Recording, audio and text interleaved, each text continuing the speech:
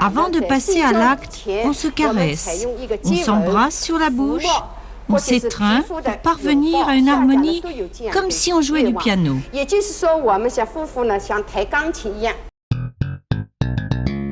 Le travailleur méritant chinois qui faisait semblant de ne pas penser à l'amour, c'est fini.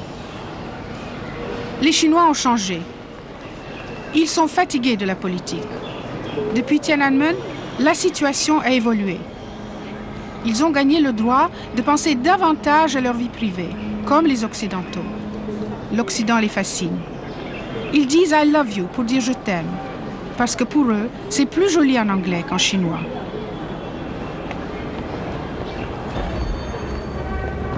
Bien sûr, il y a ceux qui font de la gymnastique pour essayer de ne pas penser qu'à ça, mais ils sont rares.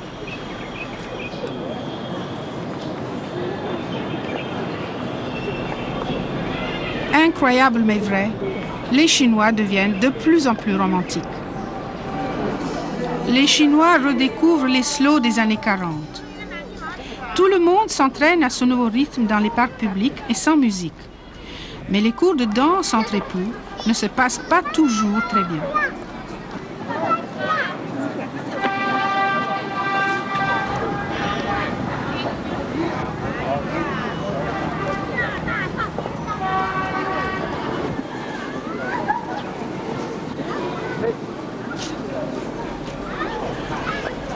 Pourtant, les maoïstes orthodoxes avaient recommandé aux Chinois de mettre des moustiquaires à leurs fenêtres pour empêcher les microbes occidentaux de pénétrer chez eux.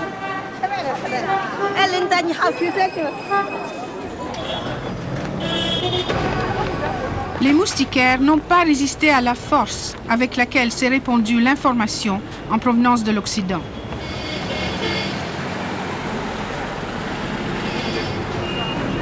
Ce roman s'appelle « Les 6 rêves ». Aujourd'hui, dans les kiosques à journaux, on peut rêver pour pas cher. Pour quelques sous, on peut se procurer des romans photos et des magazines de mode. Un bol de riz pour chacun, le slogan des révolutionnaires chinois en 1949, ne suffit plus.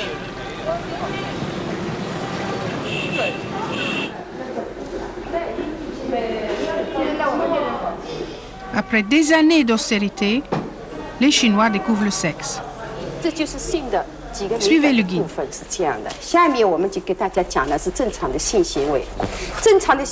Voici les zones érogènes du corps. Maintenant, je vais vous expliquer ce que c'est qu'un acte sexuel normal. Un acte sexuel normal doit aboutir à une satisfaction mutuelle. Avant de passer à l'acte, on se caresse, on s'embrasse sur la bouche, on s'étreint pour parvenir à une harmonie comme si on jouait du piano.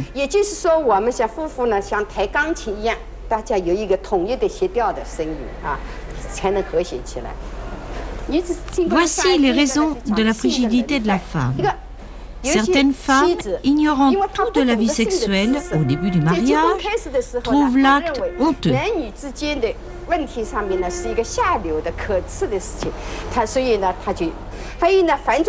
Accablée par des tâches ménagères, la femme n'a plus envie de rejoindre son mari qui l'attend confortablement installé dans son lit. Et puis, il y a le cas des mal logés. Lorsque le beau-père dort dans la même pièce, à peine séparé par un rideau.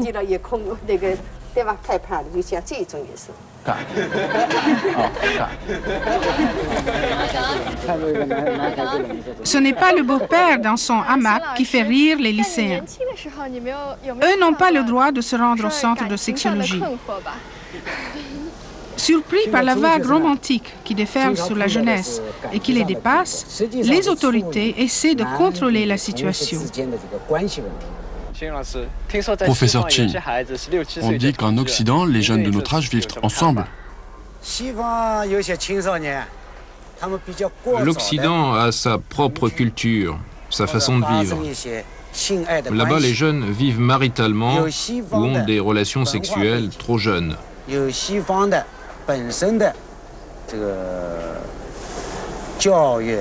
C'est une question d'éducation. Par exemple, dans certains pays, les jeunes filles abandonnent leurs études parce qu'elles sont enceintes. Elles sont mamans à 16 ou 17 ans. Je voudrais avoir votre point de vue sur l'amour. Que chacun s'exprime. Quelle est votre conception d'un amour parfait? On fait même venir sur place le responsable de la propagande de la Ligue de la jeunesse communiste. Est-ce que vous en parlez entre vous?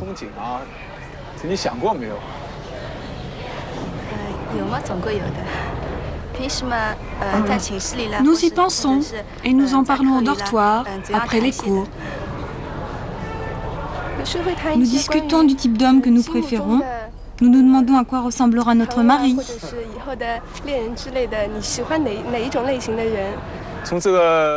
À 16 et 17 ans, c'est le meilleur âge pour l'étude. On peut apprendre beaucoup de choses si on y consacre du temps.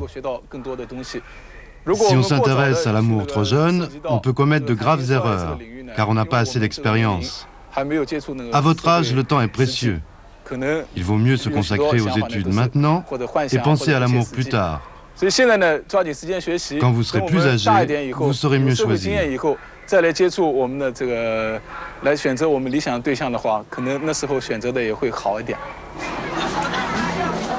Ils sont déjà 1,150 milliard et 16 millions de petits Chinois naissent tous les ans.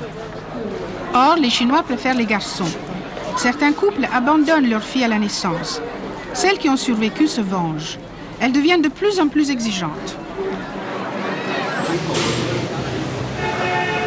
Pour Mademoiselle Zhang, interprète de japonais, ça a marché. Elle va épouser M. Sun, qui correspond aux nouveaux critères exigés par les jeunes filles. Il est fonctionnaire, il est beau et il est grand.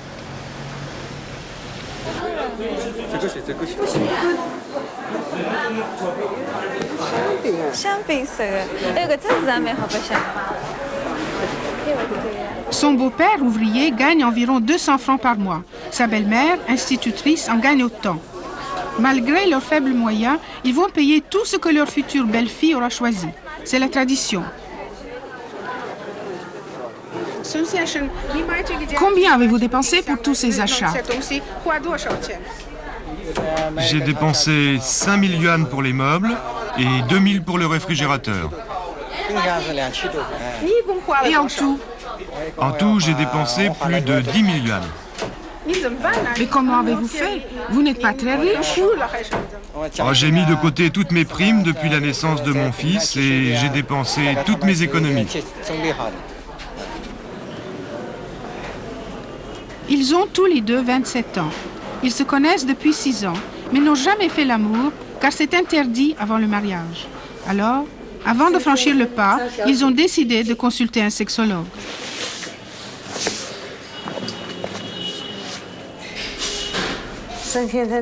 Mademoiselle Zhang, Monsieur Sun, vous allez vous marier.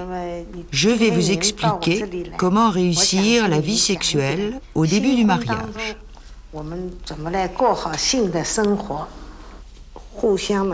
Il y a plusieurs phases. D'abord, il faut se préparer psychologiquement. Le jour du mariage, vous pouvez ne pas faire l'amour parce que vous serez fatigué. Il vaut mieux attendre de vous sentir plus reposé.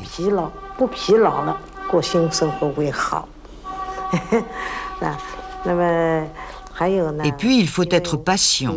Il ne faut pas être tendu. Et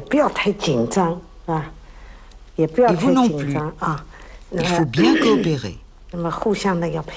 Vous pouvez commencer, par exemple, à parler de la décoration de la chambre pour vous détendre. Ensuite, raconter une histoire drôle avant de passer à l'acte. Il ne faut pas se presser.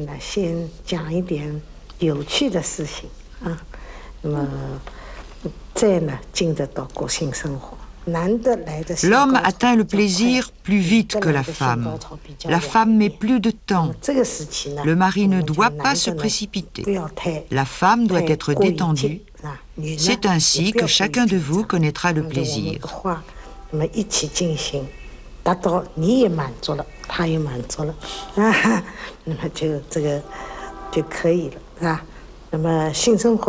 Et puis surtout, après l'amour, il faut rester tendre. Je n'ai jamais été confrontée à ce genre de problème. J'avoue que j'ai très peur. Et puis j'ai entendu dire que ça pouvait faire mal.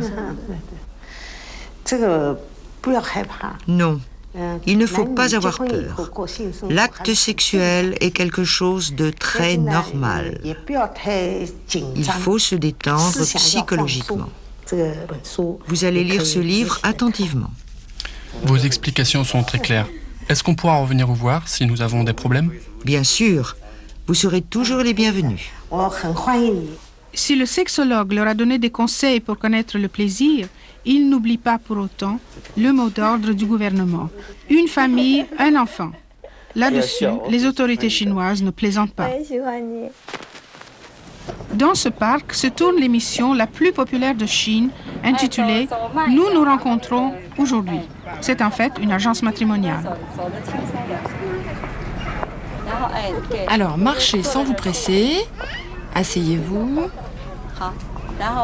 Et présentez-vous en expliquant clairement ce que vous recherchez. Soyez décontractés. Grâce à cette émission, j'espère pouvoir trouver un homme qui me comprenne, qui partage ma vie et qui me soit fidèle.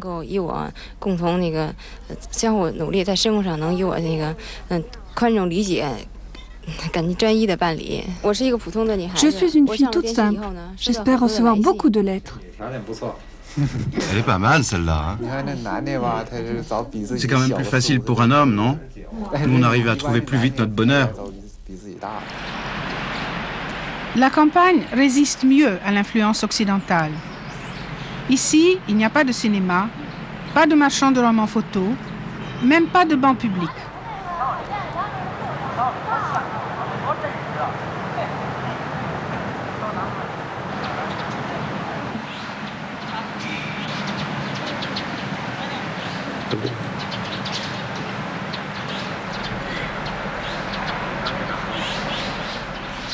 Et pourtant, les choses changent. La mariée a le droit de ne plus être en rouge. Bien sûr, elle n'est pas encore en blanc, mais déjà, elle a le droit d'être en rose. Comme à la ville, les critères de beauté sont européens.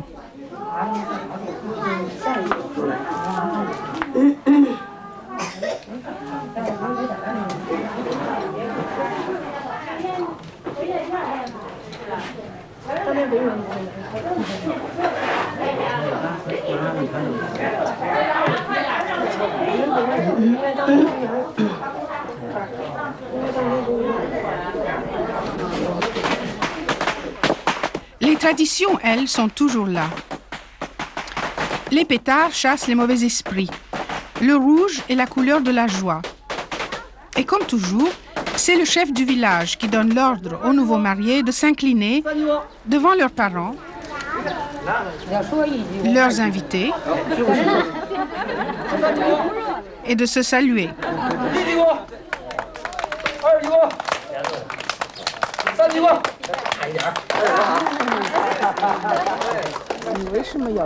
Pourquoi l'avez-vous choisie, elle, plutôt qu'une autre? Comment l'avez-vous rencontrée?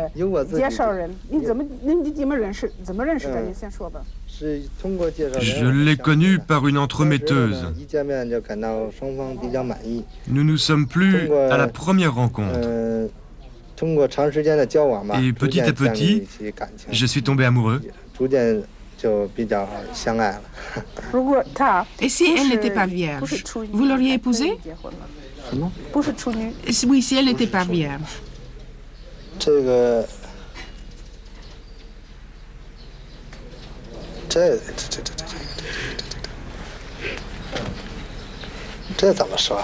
Comment répondre? C'est difficile. Ça dépend. J'aurais essayé de savoir comment ça s'est passé. Savoir qui est responsable. Faire l'amour, c'est seulement pour avoir des enfants? Non, non. En Chine aussi, l'amour est très important.